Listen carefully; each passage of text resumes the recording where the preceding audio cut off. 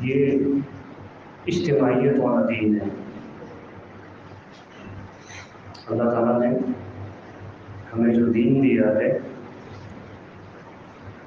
یہ اجتماعیت ہمیں سکھاتا ہے کہ ہمیں اس طرف توجہ دلاتا ہے کہ ہمارے تمام امور وہ اجتماعیت والے ہیں، ہماری زندگی انفرادیت والی نہیں ہے کہ اپنا الو سیدھا کریں، اپنے معاملات سنواریں اور اسی طرح زندگی گزار کر دنیا سے چلے جائیں۔ یہ ہمیں ہمارا دین نہیں سکھاتا، بلکہ ہمیں ہمارا دین یہ سکھاتا ہے کہ اپنے معاملات اجتماعیت کے ساتھ لے کر چلو۔ اگرچہ نجی معاملات، پرسنل معاملات ہوتے ہیں لوگوں کے، لیکن وہ نجی اور پرسنلی معاملات اور انفرادی معاملات بھی انسان اجتماعیت کے ساتھ پورے کرتا ہے۔ مثال کے طور پر میرا پرسنل مسئلہ ہے، میں بیمار ہوں، مجھے کسی چیز کی ضرورت ہے۔ اب مجھے جو ضرورت لاحق ہے اس کو پورا کرنے کے لیے بھی میں دوسرے لوگوں کا سہارا ضرور لوں گا۔ بیمار ہوں تو ڈاکٹر کے پاس جاؤں گا، اسے تو نہیں ہے کہ میں خود ہی دوائی ایجاد کروں اور اپنی تشخیص خود کروں، اپنا ڈائگنوز خود کروں اور اپنے آپ کو خود ہی دوا دوں اور خود ہی صحیح ہو جائے۔ حالانکہ یہ ہے میرا پرسنل معاملہ۔ تو انفرادیت ہمیں نہیں سکھاتا دین اسلام، بلکہ نجی اور انفرادی جو معاملات ہوتے ہیں اس میں بھی ہمیں دوسرے لوگوں کے سہارے کی ضرورت ہوتی ہے۔ تو اس کا مطلب کیا ہوا کہ ہمارے جو بھی معاملات ہیں وہ اجتماعیت کے ساتھ تکمیل کو پہنچتے ہیں، اس کے بغیر کبھی بھی معاملات تکمیل کو نہیں پہنچتے۔ تو اللہ تعالیٰ نے ہمیں اجتماعیت سکھائی ہے کہ اجتماعیت کے ساتھ رہو۔ اب انسان کو اللہ تعالیٰ نے پیدا کیا، آدم علیہ السلام، پھر حوا علیہ السلام، پھر ان سے اولاد کو پیدا کیا اور لوگوں کو زمین میں پھیلا دی۔ کیونکہ ایک انسان اکیلا رہے یہ کسی کے بس کی بات نہیں۔ ہم جنگل میں تو نہیں رہتے اور نہ ہی ہم جنگلی ہیں کہ صرف اکیلے جئیں اور اکیلے مریں دنیا سے کٹ کر۔ لفظ انسان انسیت سے ہے۔ انسیت کا مطلب ہے کہ یہ دوسروں سے اٹیچ ہوتا ہے، دوسروں کے ساتھ رہنا یہ پسند کرتا ہے، یہ اکیلے نہیں رہ سکتا۔ اکیلے پن سے انسان کی فطرت میں وحشت آتی ہے، وحشت۔ کہاں سے اپنے معاملات پورا کرے گا؟ آپ ان لوگوں کا جائزہ لیں جن کی دنیا میں کوئی بھی نہیں، نہ شوہر ہے، نہ گھر والے ہیں، نہ سسرال ہے، کہ وہ اپنی زندگی کتنی مشکل سے گزارتے ہیں۔ تو بہرحال اللہ نے ایک انسان کو پیدا نہیں کیا بلکہ بہت سارے انسان پیدا کیے اور ان کے اندر فطرت میں انسیت رکھی ہے کہ ایک دوسرے کے ساتھ یہ میل جول پسند کرتے ہیں، اٹیچ پسند کرتے ہیں اور اس کے بغیر گزارا بھی نہیں۔ تو ایک اجتماعی شکل دی ہے اللہ تعالیٰ نے تخلیق میں بھی۔ ایسا نہیں ہے کہ ایک بستی میں ایک ہی انسان ہے، دوسری بستی میں دوسرا انسان ہے، نہیں۔ آدم علیہ السلام سے لے کر اب قیامت تک انسان پھیلتے جائیں گے۔ تو یہ اجتماعی شکل دی اللہ تعالیٰ نے تخلیق میں بھی۔ اب ظاہر سی بات ہے جہاں پہ بہت سارے انسان پیدا ہو گئے، یہ تو چلے اجتماعی شکل ہے نا،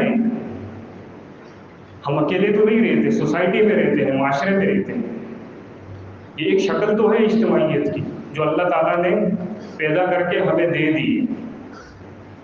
اب اس اجتماعیت کو برقرار بھی رکھنا ہے۔ دیکھیں جہاں ایک انسان ہو تو سمجھ میں آتی ہے وہی صدر ہے، وہی وزیر اعظم ہے، وہی عوام ہے، یعنی جو بھی ہے وہی ہے۔ لیکن جہاں پہ ایک سے زیادہ انسان ہوں گے تو پھر اس کا مطلب کہ معاملات مختلف ہوں گے، کیونکہ ہر ایک انسان کا نیچر، ہر ایک انسان کی پسند اور ناپسند دوسرے سے مختلف ہوتی ہے۔ مجھے اگر ایک چیز پسند ہے، ہو سکتا ہے آپ کو وہ چیز پسند نہ ہو، جو آپ کو پسند ہے ہو سکتا ہے مجھے وہ چیز پسند نہ ہو۔ اب یہ نیچر میں اختلاف ہے، پسند اور ناپسند میں اختلاف ہے۔ انسان کی فطرت میں ایک دوسرے سے طبیعتیں مختلف ہوتی ہیں، تو اللہ تعالیٰ نے بہت سارے انسان پیدا تو کر دیے، اجتماعیت دے دی، شکل دے دی کہ اجتماعیت کے اپنے معاملات آپس میں نپٹاؤ، لیکن ایک خطرہ پیدا ہو گیا نا کہ بھائی میری جو پسند ہے وہ میرے ساتھ والے کی پسند تو نہیں ہے۔ ہو سکتا ہے کہ ہمارے اس پسند اور ناپسند کے اختلاف کی وجہ سے آپس میں جھگڑا ہو جائے، اور جھگڑے کی نوبت کہاں تک آئے گی؟ قتل تک آئے گی، جو کہ آدم علیہ السلام کے 2 بیٹوں کے آپس میں ہوا یہ معاملہ۔ اللہ تعالیٰ نے انسان کے اندر حسد بھی رکھا ہے، آزمائش ہے نا، آزمائش ہے تو پھر یہ چیزیں ہوں گی۔ صبر وہاں ہوتا ہے جہاں تکلیف ہوتی ہے، اگر تکلیف نہیں ہے تو صبر کہاں گا؟ پھر آزمائش کہاں کی؟ اب یہ اجتماعیت اللہ نے شکل دی ہے، اس بات کو غور سے سنیں اور سمجھیں۔ اللہ نے آزمائش والے میدان میں بھیجا ہے، اجتماعیت والی شکل دی ہے، حسد بھی رکھا ہے، تو طبیعتیں بھی مختلف ہیں، پسند ناپسند بھی مختلف ہے، تو ایک خطرہ پیدا ہو گیا نا کہ ہو سکتا ہے اب آپس میں یہ اجتماعیت ختم ہو جائے۔ مثال کے طور پر میں آپ کو مثال دیتا ہوں، ایک زمین ہے، ایک زمین کا ٹکڑا ہے، وہاں پہ میں چاہتا ہوں ہاسپٹل بنے، لیکن دوسرا بندہ چاہے گا میں وہاں پہ اسکول بناؤں، تیسرا چاہے گا میں وہاں پہ فیکٹری بناؤں۔ جگہ تو ایک ہی ہے نا، لوکیشن ایک ہی ہے، لیکن اختلاف ہے طبیعتوں کا۔ مجھے جو پسند ہے میرے بھائی کو پسند نہیں، ہو سکتا ہے کہ میں اپنی پسند کو حاصل کرنے کے لیے سامنے والے کو نقصان پہنچا دوں۔ آ رہی ہے سمجھ بات کے نہیں؟ تو یہ خطرے پیدا ہو گئے تھے اجتماعیت کی شکل میں۔ اب اس کا حل کیا ہے؟ حل یہ تھا کہ اللہ تعالیٰ پھر ہر اپنے برگزیدہ بندوں کے ذریعے بندوں تک ایک باؤنڈری پہنچاتا ہے، اپنی تعلیمات جو ہے آسمان سے نازل کرتا ہے اور حدود دیتا ہے اللہ تعالیٰ، حدود۔ اب مختلف نیچر ہے، مختلف پسند ہے، ناپسند ہے، تو اللہ تعالیٰ ایسی تعلیمات اتارتا ہے آسمان سے کہ کسی کی بھی حق تلفی نہیں ہوتی، ایک باؤنڈری دے دیتا ہے اللہ تعالیٰ کہ یہ باؤنڈری ہے، اس سے آگے نہیں بڑھنا، تمہاری پسند بھی یہاں پہ پوری ہوگی، تمہاری ناپسند بھی یہاں پہ پوری ہوگی، جس کو جو پسند ہے وہ اس باؤنڈری پہ رہ کر پورا کرے، جو چیز جس کو ناپسند ہے وہ اس باؤنڈری پہ رہ کر اس کو دفع کرے۔ تو یہ حل اللہ تعالیٰ نے دیا کہ انسانوں کو اجتماعیت والی شکل میں پیدا کیا، ان کی طبیعتیں مختلف تھی، ایک خطرہ تھا کہ آپس میں حسد ہے، آپس میں لڑیں گے، یہ ماریں گے ایک دوسرے کو، جس طرح آدم علیہ السلام کے 2 بیٹوں نے مارا۔ پھر اللہ تعالیٰ نے پیغمبروں کے ذریعے تعلیمات نازل کرنا شروع کر دی، اور ان تعلیمات کو اتنا خوبصورت بنایا ہے کہ کسی کی بھی حق تلفی نہیں ہوتی، ہر ایک کو حد دے دی اللہ نے کہ اس حد میں رہ کر اپنے معاملات کو پورا کرو تاکہ کسی دوسرے کو نقصان نہ پہنچے۔ پھر بھلے تمہیں ایک چیز پسند ہو دوسرے کو پسند نہیں ہے، اب تم اللہ کی حدود میں رہ کر اگر اپنی پسند کو پورا کرو گے تو سامنے والے کو نقصان نہیں پہنچے گا۔ یہ اللہ تعالیٰ نے شکل دی۔ اب ہر نبی اللہ تعالیٰ کی طرف سے یہی تعلیمات لے کر آتا ہے کہ بندوں پر حدیں قائم کرتا ہے کہ اس حد میں رہ کر اپنی زندگی گزارو، اس حد سے آگے نہیں بڑھو۔ اب جو اللہ اور اس کے رسول صلی اللہ علیہ وسلم پر ایمان رکھتے ہیں، جو اللہ اور اس کے رسول صلی اللہ علیہ وسلم کی تعلیمات کو مانتے ہیں، ہر دور میں پچھلے نبیوں پر ایمان لانے والے اور آج کے دور میں آخری نبی صلی اللہ علیہ وسلم کی امت، محمد رسول اللہ صلی اللہ علیہ وسلم کی امت، یہ بھی ہر اللہ اور اس کے رسول پر ایمان رکھنے والا ان حدود کی پاسداری کرتا ہے، ایک تعظیم ہوتی ہے دل میں، ٹھیک ہے نا؟ اور اللہ تعالیٰ نے ایک آزمائش اس طرح بھی رکھی ہے کہ خواہشات بھی انسان کے اندر رکھی ہے، خواہشات بھی رکھی ہیں، ایک طرف حدیں نازل کی ہیں اللہ نے کہ اس حد میں رہ کر اپنے معاملات پورے کرو، لیکن خواہشات رکھی ہیں جو اللہ کی تعلیمات کے مخالف ہوتی ہیں، لیکن پھر بھی جو اللہ اور اس کے رسول پر ایمان رکھتا ہے وہ اپنی خواہشات کو ایک سائڈ پہ کر کے اللہ اور اس کے رسول کی حدوں کا پاس کرتا ہے۔ میں آپ کو مثال دیتا ہوں، نماز پڑھنا کیا آسان کام ہے؟ مشکل ہے۔ ہم چاہتے ہیں کہ نماز نہ پڑھیں، یہ بوجھ ہم سے اتر جائے، لیکن کیوں پڑھتے ہیں؟ اللہ اور اس کے رسول کی تعلیم، اپنی خواہش کو مار کر بھی نماز پڑھنی، روزے رکھنا، گرمی دھوپ میں بھوک اور پیاس برداشت کرنا کس کو پسند ہے؟ خواہش تو یہ کہتی ہے کہ میں کھاؤں پیوں عیش کروں، لیکن روزہ رکھتا ہوں، اپنے آپ کو صبح سے لے کر مغرب تک کھانے پینے سے روکتا ہوں، کس لیے؟ اللہ اور اس کے رسول صلی اللہ علیہ وسلم نے حد دی ہے، اس حد میں رہ کر مجھے یہ عمل کرنا ہے۔ تو جو لوگ اللہ اور اس کے رسول کی تعظیم کرتے ہیں تو وہ اس کی حدود کی بھی تعظیم کرتے ہیں۔ اب کچھ لوگ ایسے ہوتے ہیں معاشرے میں کہ جن پر خواہش غالب ہوتی ہے، جن پر خواہشات غالب ہوتی ہیں، اور وہ لوگ ہوتے ہیں معاشرے میں جو شر پسند عناصر کہلاتے ہیں، جن کی کوشش ہوتی ہے اللہ اور اس کے رسول صلی اللہ علیہ وسلم کی حدود کا کوئی بھی پاس نہ رکھا جائے، ان کو پس پشت ڈالا جائے اور اپنی خواہشات کو مقدم کر کے اپنی زندگی گزاری جائے۔ اب یہ دو قسم کے لوگ ہوتے ہیں معاشرے میں، کہ ایک وہ جو اللہ اور اس کے رسول صلی اللہ علیہ وسلم کی حدود کا پاس رکھتے ہیں، تعظیم کرتے ہیں، اور دوسرے وہ جو خواہشات کے دلدل میں مدہوش ہیں، ڈوبے ہوئے۔ اب ان دونوں کے لیے اللہ تعالیٰ نے ایک فریضہ دیا ہے۔ وہ فریضہ کیا ہے؟ امر بالمعروف اور نہی عن المنکر، کہ جو لوگ اللہ اور اس کے رسول کی تعظیم کرتے ہیں ان کو نیکی کا حکم دو اور حدود پر عمل کرواؤ، اللہ کے دین پر ان سے عمل کرواؤ۔ اور جو لوگ شر پسند عناصر ہیں، جن کے اوپر خواہش غالب ہے، خواہشات غالب ہیں، جو اللہ اور اس کے رسول کی تعلیمات کو پس پشت ڈالنا چاہتے ہیں، ان کے لیے نہی عن المنکر کا کام کرو، ان کو برائی سے روکو۔ یہ اللہ نے ایک فریضہ دیا ہے، اور یہ ہم آخری امت ہیں، اس کے بعد کوئی امت نہیں آنی، کوئی نبی نہیں آنا۔ اب آخری پیغمبر محمد رسول اللہ صلی اللہ علیہ وسلم چلے گئے اس دنیا سے۔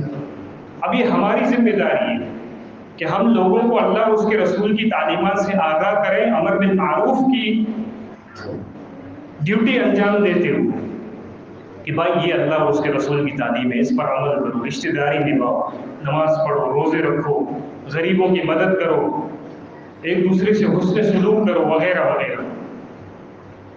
تو یہ تعلیم کی طرف لے آؤ، لوگوں کو نیکی کا حکم دو۔ اور جو اس قدر معاشرے میں لوگ پائے جاتے ہیں جن پر خواہشات غالب ہیں، جو اللہ اور اس کے رسول کی تعلیمات کو پیچھے ڈالنا چاہتے ہیں، ان کو روکو کہ بھائی تو جو تم یہ کر رہے ہو وہ غلط ہے، اللہ اور اس کے رسول کی تعلیم یہ ہے۔ یہ کیوں اتنی تاکید کی گئی ہے قرآن مجید میں؟ بہت ساری جگہوں پر اللہ تعالیٰ نے اس کو فرض کیا کہ وَلْتَكُن مِّنكُمْ أُمَّةٌ يَدْعُونَ إِلَى الْخَيْرِ وَيَأْمُرُونَ بِالْمَعْرُوفِ وَيَنْهَوْنَ عَنِ الْمُنكَرِ وَأُولَٰئِكَ هُمُ الْمُفْلِحُونَ۔ لازمی تمہارے اندر ایک گروہ ایسا ہونا چاہیے جو لوگوں کو نیکی کا حکم دے، جو لوگوں کو اللہ اور اس کے رسول کی تعلیمات پر عمل کروائے۔ وَيَنْهَوْنَ عَنِ الْمُنكَرِ، اور ایسے لوگ معاشرے میں جو اللہ اور اس کے رسول کی تعلیمات کو پیچھے ڈالنے کی کوشش کرتے ہیں ان کو روکیں۔ ایسا ایک گروہ ہونا چاہیے۔ کیوں اتنی تاکید ہے؟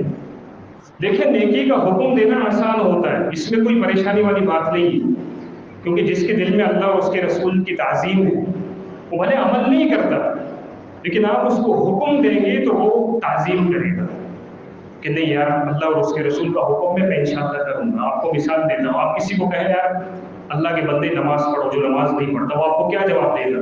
نہیں یار پیر سے پڑھوں گا، یار جمعے سے پڑھوں گا۔ وہ آپ کو منع کرتا ہے کہ دفع ہو یہاں سے، کون سی نماز، کون سی عبادت؟ نہیں۔ نیکی کا حکم دینا آسان ہے، لوگ تعظیم کرتے ہیں۔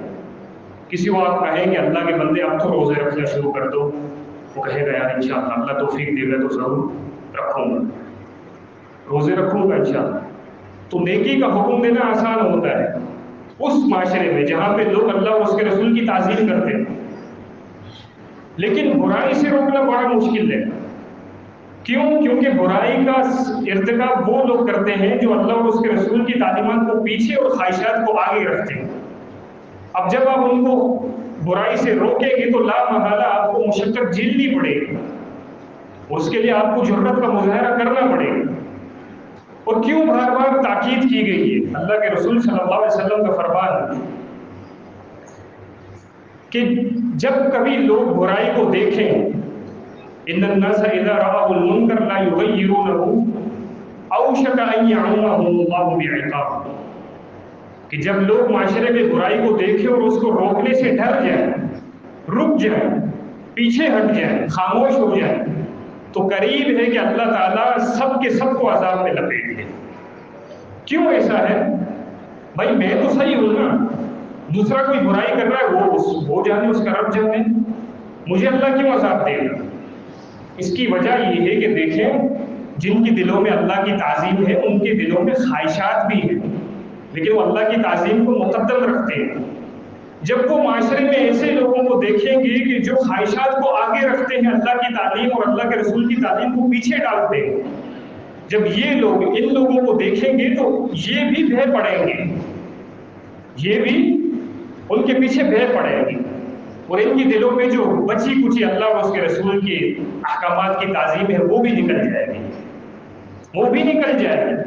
کیونکہ نفسیات ہے کہ ایک کام جو بار بار معاشرے میں ہو رہا ہو اس کی دل و دماغ پر چھاپ لگ جاتی ہے، چھاپ۔ کیا ضرورت تھی موسیٰ علیہ السلام کو فرعون کے ایوان میں جا کر للکارنے کی؟ بنی اسرائیل کی طرف اللہ نے بھیجا تھا نا موسیٰ علیہ السلام، دعوت دے دی تھی، مسلمان ہو گئے تھے، مان گئے تھے اللہ کون ہے، نبی کی تعلیم کیا ہے۔ پھر کیا ضرورت تھی فرعون کے پاس جا کر اس کو للکارنے کی؟ فرعون کا ایک روب تھا، اور اگر اس کو نہ روکا جاتا تو بنی اسرائیل اس کے کرتوتوں سے مرعوب ہو جاتے، اس کے پیچھے بہہ پڑتے۔ اللہ تعالیٰ کا فرمان ہے وَيُرِيدُ الَّذِينَ يَتَّبِعُونَ الشَّهَوَاتِ أَن تَمِيلُوا مَيْلًا عَظِيمًا، کہ معاشرے میں جو خواہش پرست لوگ ہوتے ہیں وہ تو چاہتے ہیں کہ تم بھی ان کے ساتھ خواہشات کی پیروی کرو، اللہ اور اس کے رسول کی تعلیمات کو پیچھے ڈالو۔ تو یہ کرنا پڑتا ہے، ایسے لوگوں کو روکنا پڑتا ہے معاشرے میں جو برائی کا حکم دے اور اللہ اور اس کے رسول کی تعلیمات کو ذرے برابر بھی حیثیت نہ دے، اور اس کے لیے انسان کو چاہے مشقت جھیلنی پڑے تو پڑے، اللہ کے نزدیک وہ بندہ سرخروب ہو جائے گا، اللہ کے نزدیک وہ چھٹکارا حاصل کر لے گا۔ داؤد علیہ السلام کے دور میں اللہ تعالیٰ نے مچھلی پکڑنے سے روکا تھا، ایک آزمائش تھی، ہفتے والے دن تو نے مچھلی نہیں پکڑنا۔ اب اس وقت بنی اسرائیل کے 3 گروہ بن گئے، اس کو ذہن میں رکھیں، 3 گروہ بن گئے۔ ایک وہ گروہ جس نے نافرمانی کی، اپنی خواہش کو مقدم رکھا اور اللہ کے فرمان کو پیچھے ڈال دیا، وہ مچھلی پکڑنے لگے۔ وہ کس طرح پکڑتے تھے؟ ہفتے کے دن نہیں پکڑتے تھے، لیکن ایسے لوگ تعویلیں کرتے ہیں، چال بازیاں چلاتے ہیں، اختیار کرتے ہیں تاکہ بظاہر سامنے نہ آئے۔ وہ ہفتے کے دن مچھلی نہیں پکڑتے بلکہ جمعے کو دن آتے، سمندر میں جال بچھاتے، اب ہفتے کو لا محالہ مچھلیاں اس جال میں پھنسیں گی، اور اتوار کو آتے اور جال نکال کر لے جاتے۔ اب مچھلیاں ہاتھ میں آئیں کہ نہیں آئیں؟ اور اللہ کی آزمائش اتنی سخت تھی کہ مچھلیاں آتی بھی ہفتے کے دن کو تھی، اس کے علاوہ نہیں آتی تھی۔ اب ان لوگوں نے اللہ کی نافرمانی کی، اللہ کی نافرمانی کی، مچھلیاں پکڑی۔ دوسرا وہ گروہ تھا جو نہ مچھلی پکڑتا تھا نہ مچھلی پکڑنے والوں کو روکتا تھا، وہ ہماری طرح تھا کہ میں صحیح، میرا گھر صحیح، دنیا کا ہی باڑ، ٹھیک ہے نا، وہ ہماری طرح تھا، وہ ہماری طرح بزدل تھے جس طرح ہم بزدل ہیں۔ تیسرا گروہ وہ تھا جو نہ خود کرتا تھا اور نہ ان کو کرنے دیتا تھا کہ بھائی کیوں کرتے ہو تم، نہیں کرو، اللہ نے منع کیا۔ اب ہوا کیا؟ ہوا یہ کہ جو دوسرا گروہ تھا، اس کو ذہن میں رکھیں، جو نہ پکڑتا تھا نہ منع کرتا تھا، وہ تیسرے گروہ جو نہ خود پکڑتا تھا اور ان کو روکتا بھی تھا، تو یہ دوسرا گروہ تیسرے گروہ کو کہتا تھا کہ بھائی آپ کو کیا پڑی ہے ان کو روکنے کی، دفع کرو ان کو، اللہ خود ہی ان کو عذاب دے گا۔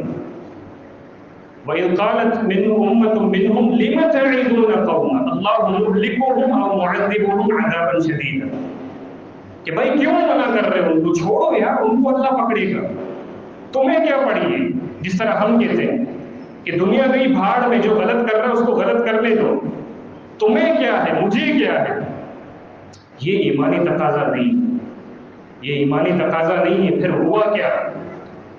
انہوں نے جواب یہ دیا کہ قالوا معذرۃ الی ربکم ولعلہم یرجعون، ٹھیک ہے وہ برے ہیں پکڑنے والے، ہم ان کو اس لیے روکتے ہیں کہ اگر کل اللہ کا عذاب آیا تو ہم اللہ کو کہہ سکیں کہ اللہ جس معاشرے میں برائی ہو رہی تھی میں نے آواز اٹھائی تھی، میں نے ان کو منع کیا تھا، اور ہو سکتا ہے میرے منع کرنے سے یہ باز بھی آ جائے۔ ہدایت تو اللہ کے ہاتھ میں ہے نا، میں اور آپ کون ہوتے ہیں تبصرہ کرنے والے کہ کون کتنا برا ہے کون کتنا اچھا ہے؟ ہو سکتا ہے کہ اللہ ان کے دل کو نرم کر دے، یہ پلٹ آئے، اور اگر نہ پلٹیں، یہ اپنی شرارت پر گامزن رہے، تو کم از کم اللہ کو ہم اتنا تو کہہ سکیں گے کہ اللہ ہم نے اپنا حق ادا کر دیا۔ پھر ہوا کیا؟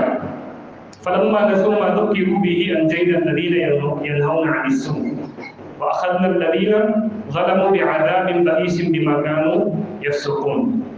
پھر ہوا یہ کہ اللہ کا عذاب اترا۔ اب یہ تین گروہ تھے، ایک پکڑنے والا، دوسرا وہ جو نہ پکڑتا تھا نہ روکتا تھا، تیسرا وہ جو پکڑتا نہیں تھا اور روکتا بھی تھا۔ جب اللہ کا عذاب آیا تو جنہوں نے نافرمانی کی وہ بھی عذاب میں بہہ پڑے، جو خاموش رہے وہ بھی عذاب میں بہہ پڑے، اور جنہوں نے آواز اٹھائی اللہ تعالیٰ نے ان کو نجات دے دی۔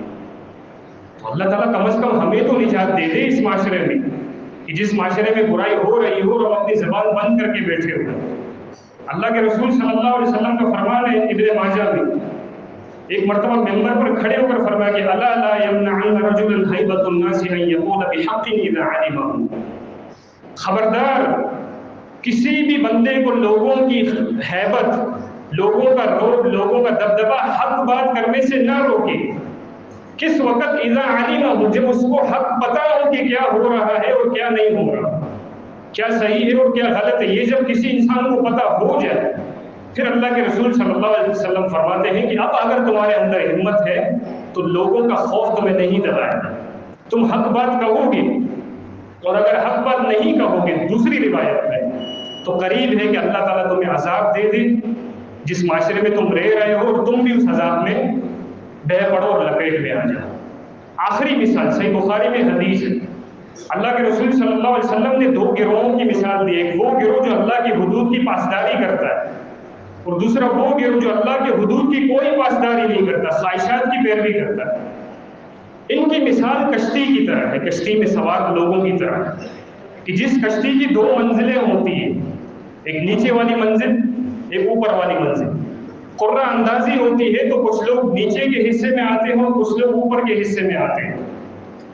اب نیچے والوں کو پانی کی ضرورت پڑتی ہے، وہ کہتے ہیں کہ چلو اوپر والوں سے پانی مانگ لیتے ہیں، اس طرح وہ اوپر والوں سے پانی مانگتے ہیں۔ ایک مرتبہ ان کو شرارت سوچتی ہے کہ یار اوپر والوں کو چھوڑو، ہمارے نیچے تو سمندر ہے، اتنا بڑا سمندر ہے، پانی ہے، ہم اوپر سے پانی کیوں مانگے؟ ایک کام کرتے ہیں، کشتی کا تختہ نکال کر یہیں سے پانی لے لیتے ہیں۔ اب کیا ہوگا اگر کشتی کا تختہ نکالیں گے؟ میں آپ سے پوچھ لوں کیا ہوگا؟ پانی ملے گا ان کو، لیکن اس کے ساتھ کیا ہوگا؟ کشتی ڈوب جائے گی، اور کشتی میں ڈوبنے کے ساتھ یہ نیچے والے نہیں مریں گے بلکہ اوپر والے بھی مر جائیں گے۔ اللہ کے رسول صلی اللہ علیہ وسلم نے یہی سمجھایا کہ جس معاشرے میں برائی ہو اور جو برائی نہیں کرتے لیکن وہ خاموش ہیں، وہ روکتے بھی نہیں ہیں، تو ان کی مثال اس کشتی والوں کی طرح ہے کہ اگر اوپر والے نیچے والوں کو تختہ توڑنے سے نہیں روکیں گے، سمندر سے پانی نکالنے کی کوشش کرنے سے نہیں روکیں گے، تو نیچے والوں کے ساتھ ساتھ اوپر والے بھی سمندر میں ڈوب جائیں گے اور دونوں ہلاک ہو جائیں گے۔ لیکن اگر اوپر والوں نے نیچے والوں کا ہاتھ پکڑ لیا تو اللہ تعالیٰ دونوں کو ڈوبنے سے بچا دے گا۔ تو یہ فریضہ اللہ تعالیٰ نے اس امت پر ڈالا ہے، اور اس کے لیے کوئی ڈگری کی ضرورت نہیں ہے کہ جس کے پاس ڈگری ہو وہی یہ کام کرے، بلکہ ہم میں سے ہر فرد بحیثیت امتی محمد صلی اللہ علیہ وسلم کے امتی ہونے کی حیثیت سے ہر بندے پر یہ فرض ہے کہ خود اپنی اصلاح کرے، اور اپنی اصلاح کے بعد لوگوں کو اللہ اور اس کے رسول کی تعلیمات کی آگاہی دے، ان پر عمل کرنے کی تعلیم دے، حکم دے، اور معاشرے میں جو لوگ اللہ اور اس کے رسول صلی اللہ علیہ وسلم کی تعلیم کو پس پش ڈالنے کی کوشش کرتے ہیں ان کو روکنے کی کوشش کرے۔ اللہ تعالیٰ سے دعا ہے کہ اللہ تعالیٰ ہمیں ان باتوں کو سمجھنے کی توفیق عطا فرمائے۔ وآخر دعوانا